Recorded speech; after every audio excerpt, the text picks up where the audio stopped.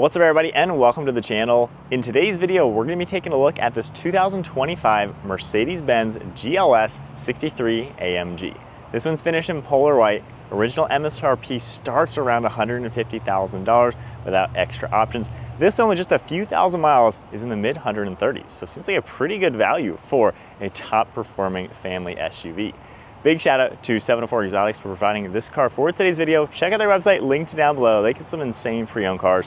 Let's get right into the GLS AMG, see what this has to offer. Underneath the hood of the 2025 Mercedes GLS AMG, you're gonna find that 4-liter bi-turbo V8.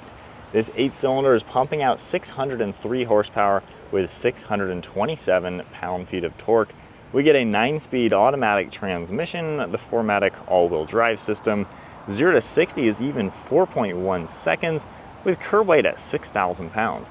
This has a 23.8 gallon fuel tank, and you can also expect 14 miles per gallon in the city with 18 out on the highway, and then max towing capacity is 7,700 pounds. The overall length is 206 inches with a wheelbase at 123.4, width is 79.9, and height is 72.3 inches. Moving on to the styling now with this GLS63 AMG. This is a full-size SUV with all that performance that we love from any AMG car. You're gonna get a blacked out housing along these LED headlights, and then a really nice grille finished off in black with the chrome slots in that nice vertical design. You got your massive Mercedes logo, forward-facing camera, AMG badge, and then down below, finished off in mostly gloss black, we have a lot more openings to provide cooling to all the radiators and intercooler. You're gonna see parking sensors as well. Such a good looking SUV. For being such a jumbo car, they've really added a lot of sporty characteristics to it, and it just looks very nicely done, very properly sized. You have some sleek body lines throughout the hood, and then wrapping around the side, there's even body colored fender arches. They have a nice look to them. Got the V8 bi-turbo badge, and then a massive set of 23-inch wheels. You can see them finished off in satin black with a little bit of silver accents. Massive set of AMG brake calipers finished off in red. And then there's a nice design for the side steps, and then sleek body lines throughout the side. You got chrome and body colored on the grab handles, some black, as well as the turn signaling camera on the side mirror. And then you're gonna get all gloss black trim throughout the windows with a blacked out roof section with that panoramic sunroof. There's roof rails up above, finished in black.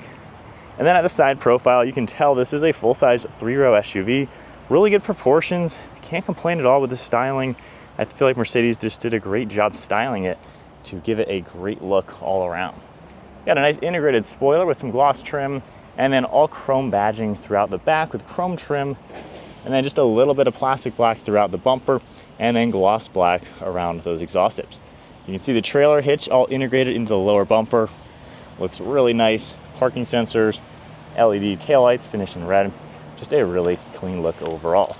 As far as the key fob, you're gonna get the nice Mercedes logo on it as well, some gloss trim, and then you have some of this dark color accent to it.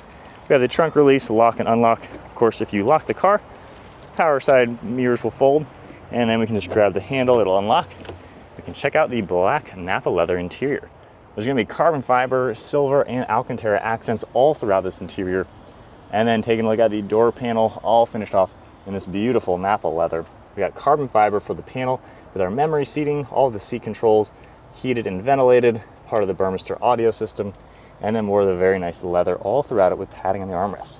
A release handle, lock and unlock, your basic controls, trunk release down below, and then just a little bit of plastic down below. Got the AMG logo, and then the smooth leather on the sides with this nice Alcantara trim, diamond pattern to the stitching in the center, all your perforations throughout it. Got the AMG badge, and then the smooth leather up to the headrest. Finishing up, we got a flat bottom design on the steering wheel with Alcantara on the sides, carbon fiber, and then aluminum trim and leather in the center. And then now inside the 2025 Mercedes Benz GLS AMG, keep my foot on the brake, we can go ahead and fire it up.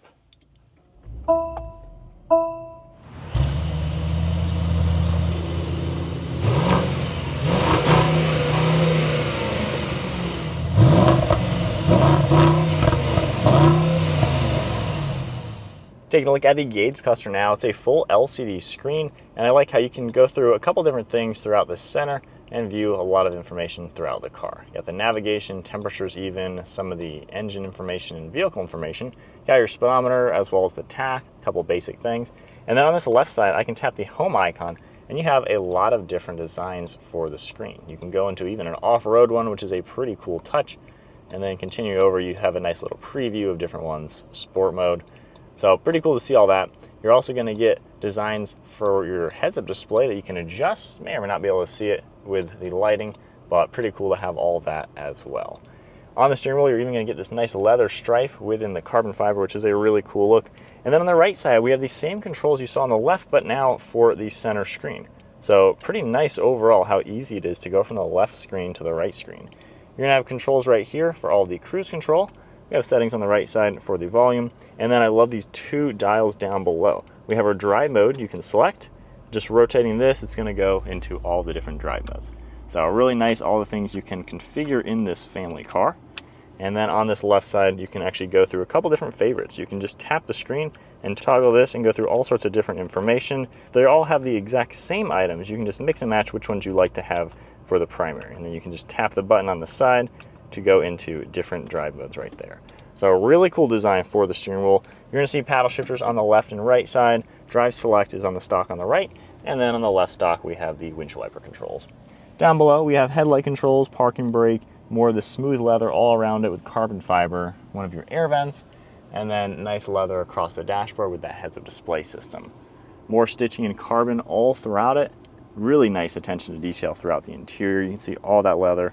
And then for the center screen, it's also touchscreen, so you can easily swipe over. We can go into all sorts of different bits of information. You have off-road settings, you can view performance in here as well.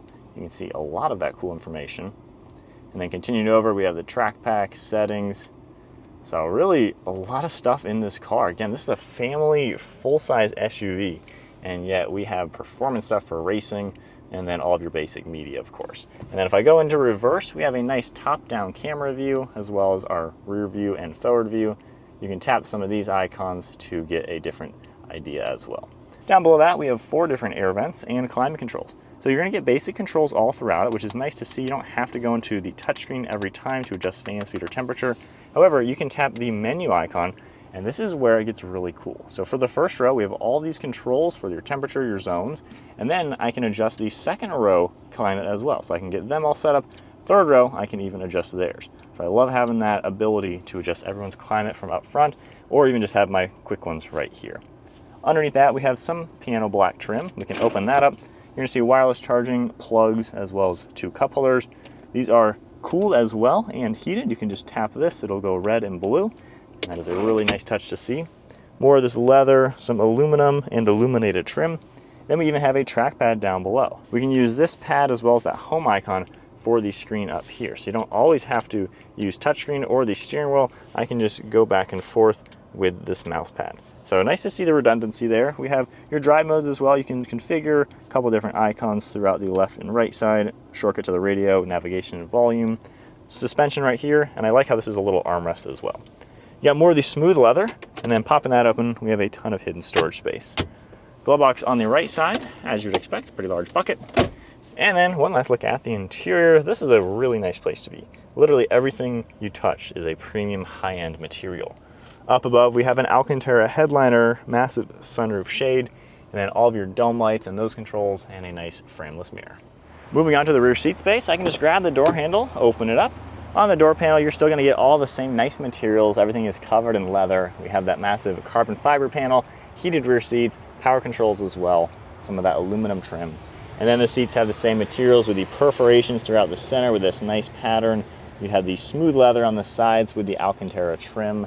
And then these are captain's chairs. This can seat 4 people total in the back of this car. We have 2 sets of 2. In the third row, once again, just 2 basic seats back here. Armrests are adjustable as well. You can slide them out of the way. And then we're gonna get climate vents right in the center with 2 interesting shaped cup holders.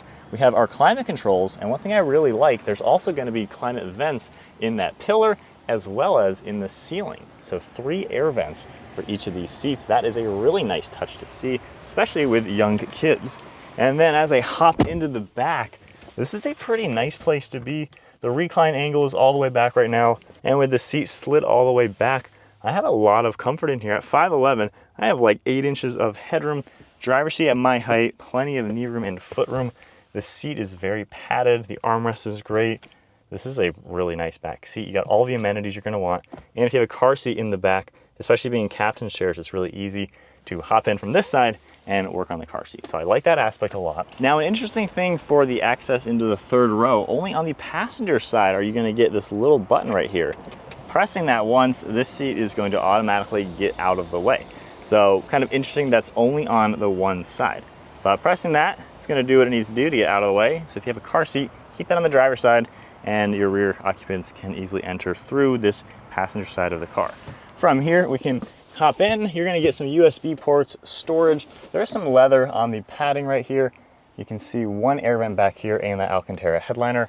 And then sitting in the third row, it's actually not that bad. The seats themselves are pretty comfortable, nearly full size. They're a little on the short side, so my legs are kind of in the air, but actually this is a taller seat than most 3 rows. So I actually fit comfortable. Now with the second row slid all the way back, the knee room is gonna be compromised for sure. So you're gonna have to maneuver things a little bit to have the correct amount of comfort. But being captain's chairs, I can easily put my leg out, kind of sprawl out a little bit. Onto the cargo space, we can just grab the button underneath the Mercedes logo, and we have that power liftgate. You have 17.4 cubic feet of cargo volume with the third row in use, and then around 84.7 once we fold all the seats down. On the right side, we have our third row electronic controls, and then on the left side, we have the second row. There's also gonna be a little bit of hidden cargo space underneath the floor with a space-saving spare tire. And then if we go ahead on the right side and press this button forward, we can get these seats to fold down, and they're gonna go nice and flat, as you can tell, to maximize some space. Got that privacy cover as well. And then on the left side, we can press these buttons, and these seats are gonna do their thing to fold nice and flat. So overall, pretty good design with how everything works to get everything out of the way for cargo or for people, depending on what you need. Pressing that button, we can close up the liftgate. And then one last look from the interior. Everything does fold down nice and flat. So it's a pretty practical family SUV for people as well as stuff. All right, so setting off now in the GLS63. So honestly, I've always liked the GLS. I feel like it's just a really good sized 3-row family SUV, and you get all the cool stuff. So we just bump this into Sport Plus and then give us a cool looking gauge cluster and go into the performance. You got some really cool things here popping up. And then getting up to some speed.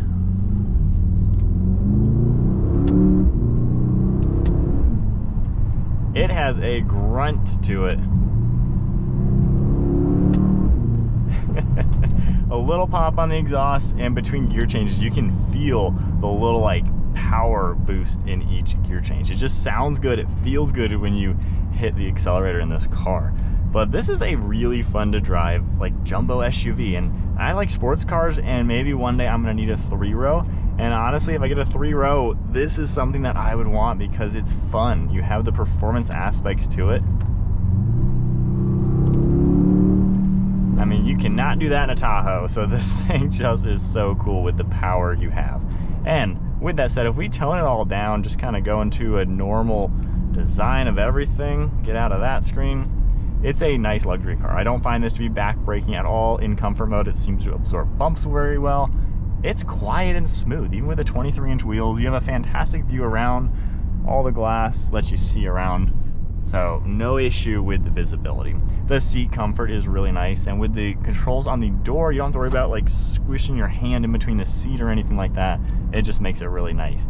So it's pretty comfortable. The seats are nice and plush, very well padded. The armrests are great. I love this too. Just a comfortable place to rest your hand. Kind of a thing you would never think about, but that is just perfect. And I like the armrest here when you do use this trackpad. So just the little creature comforts make this super useful, and for a family, being able to adjust the second and third row climate, I find very useful, just to make sure you hop in and all the kids and everybody who's sitting in the back, they're all good to go. They don't even have to think about it. So my honest thoughts with the GLS. So we had a press car GLS, just the more base model, the 6-cylinder mild hybrid, last year, and I really enjoyed it for a 3-row. At the time, never in my wildest dreams did I think I would ever want a 3-row SUV, because why would I need that? However, as a new parent who is an enthusiast this car starts to speak to me. Now I am kind of seeing the appeal of having a practical family car, but also at the same time, I love sports cars. So the GLS I already liked from the beginning when I drove the basic one, which was still really nice. But now driving in this with the big boy V8, all the AMG tuning, honestly, this could be the ultimate family performance SUV. So especially with the captain chairs in the back. Now, one thing I don't like is the fact that only one second row seat is easy to get out of the way to get to the third row. I don't see the point. You're spending well over 6 figures on this. Mercedes can afford to put an extra button on the other side. So that's the one weird thing. However, you know, if we put our one car seat behind the driver's seat, it'll fit nicely. And that just means you're only accessing this car from the passenger side. So I guess not the worst thing in the world, just kind of get used to it. But the way that all works in the back seems pretty useful. And like I said, I really like having climate controls that I can adjust here. I found that to be very useful in some of the press cars we've had lately with our child. It's nice to be able to get the climate control all set up throughout the interior, especially with a newborn. And I love how there are 3 air vents on the back. That is just so cool, especially ceiling mounted. That makes it to where the car seat will stay perfectly cool on a hot 100-degree day. No questions, even remotely, as far as getting the back cool. So the climate setup in this car is fantastic. That is exactly what I would want in a family car. So that alone is a nice touch to where this vehicle kind of gives you that family-friendly aspect. So Mercedes didn't just forget about those aspects and just give you all the performance. They've given you a blend of everything. You have the family-friendly things, but you have a big V8 that you can drive like a performance car. So the blend that this car offers between family-friendly and performance is really cool. And again, if we just tone the car down in comfort mode, it truly relaxes, and it's a nice luxury Mercedes at the end of the day. Again, I don't find it to be too harsh or anything. I think everything works really simple. I like the redundancy with the screen. Not everyone likes climate controls in the screen. You have to reach all the time. So the fact that I can easily adjust my stuff makes it simple, because 90% of the time you're just adjusting your front climate. So the redundancy with how you use the screens and the whole system within the car makes this just effortless. And I think when you're spending the money on a Mercedes, that's what you want. You want a vehicle that works for you. You want everything to just do what you want when you want it. And this seems to have that characteristic to where I don't have to really think about what I want this car to do. It just does everything I want. And with the performance aspects, again, it just packs everything to where you need to get into traffic, you give a little bit of gas, and you are moving. But I think they really pack a lot. This is something I would consider buying. I've never really been a Mercedes fan, but after experiencing a standard GLS and then now this is probably top on my list if we were to get a 3-row vehicle. But I can see this being a fantastic family car for the enthusiasts at heart. But that is it for the 2025 Mercedes Benz, the GLS63 AMG. This thing is sweet for the family. If you enjoyed the video, give it a thumbs up, hit that subscribe button. Stay tuned for plenty more content. Big shout out to 704 Exotics for providing this car for today's video. Check out their website linked below, and I'll see you all in the next video.